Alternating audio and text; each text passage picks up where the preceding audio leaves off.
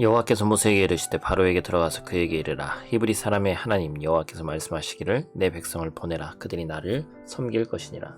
내가 만일 보내기를 거절하고 억지로 잡아두면 여호와의 손이 들에 있는 내 가축 곧 말과 나귀와 낙타와 소와 양에게 더하리니 심한 돌림병이 있을 것이며 여호와가 이스라엘의 가축과 애굽의 가축을 구별하리니 이스라엘 자손에게 속한 것은 하나도 죽지 아니하리라 하셨다 하라 하시고 여호와께서 기한을 정하여 이르시되 여호와가 내일 이 땅에서 이 일을 행하리라 하시더니 아멘. 샬롬. 오늘도 하나님의 말씀으로 하루를 시작하신 여러분들에게 하나님의 은혜와 평강이 충만하게 넘치시기를 간절히 축복합니다.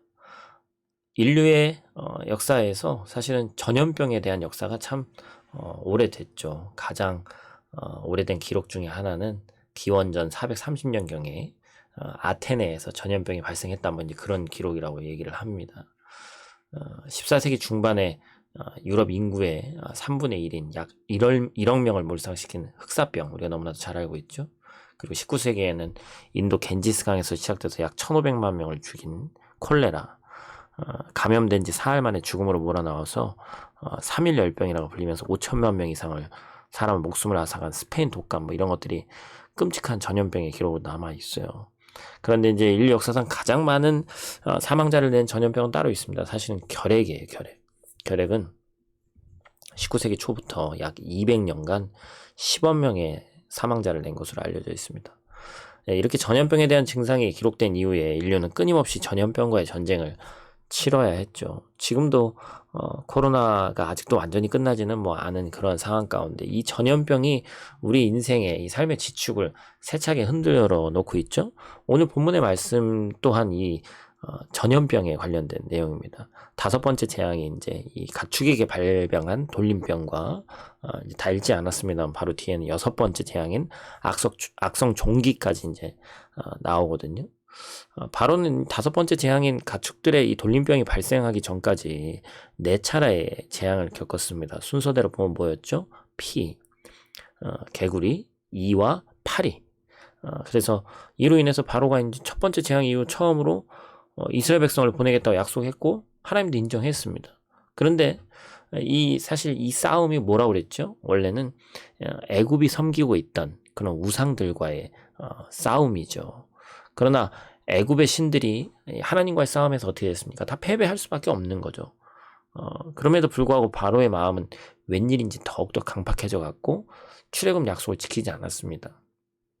인간적인 눈으로 봐도 식민으로 이제 삼고 있으면서 종으로 데리고 있던 사람들이 이 히브리인들이 60만 명이 넘는데 장정들만 그들의 노동력이 빠지면 이건 국가의 위기가 찾아올 수밖에 없기 때문에 계속적으로 그렇게 하는 것이죠.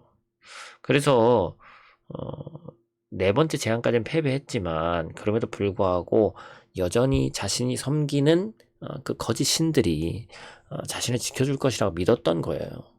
그래서 우리는 이제 이 말씀을 봐야 됩니다. 바로가 하나님께서 바로에게 이런 명령을 하시고 모세를 통해서 그런데 이제 어떤 의도가 있냐는 것이죠. 바로 뭐겠어요? 태양신 라의 아들이고 애굽의 부요와 부활의 신인 오시리스의 상속자라고 얘기하는 이 파라오. 한마디로 신적 권력의 최정점에 있는 그에게 하나님의 명령을 순종하기란 쉬운 일이 아니죠. 그런데 반대로 모세는 순종했습니다. 물론 그가 갖고 있는 것이 없기 때문이라고 생각할 수 있지만 그게 아니죠. 그가 하나님이 누구이신지를 정확히 알았기 때문이죠. 하나님이 세상보다 크시고 세상을 창조하시고 주관하는 분임을 알았기 때문에 그게 가능한 겁니다. 그는 히브리 사람의 하나님 여호와라고 바로에게 전하면서 얼마나 하나님께서 이스라엘을 사랑하시는지 그리고 이것이 일시적인 것이 아니라 과거 아브라함과 맺은 언약을 통해서 이스라엘의 하나님께서 하시는 일이다라는 것을 알리고 있는 거예요. 그리고 내 백성을 보내라.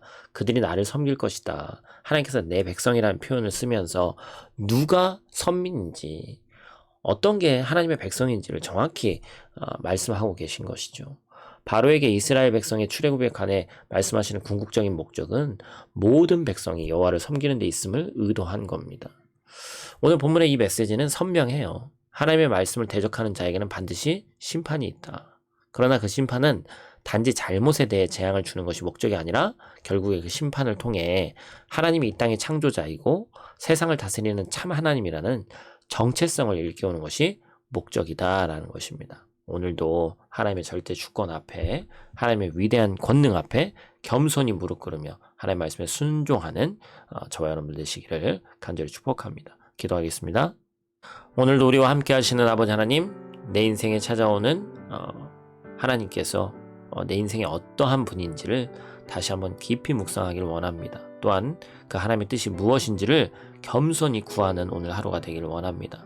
하나님을 대적하지 않고 겸손히 기도하는 자에게 하나님의 심판 대신 위로를, 저주 대신 구원의 은혜를 주시는 분이신 줄 알고 우리가 그 하나님 앞에 겸손히 엎드리며 우리를 구원하신 그 하나님과 동행하며 주의 자비와 긍휼 가운데 은혜를 충만히 누리는 오늘 하루 될 수 있도록 하나님 도와 주시옵소서. 오늘 하루도 눈동자와 같이 지키실 줄 믿사오며 예수님 귀하신 이름으로 기도드립니다. 아멘.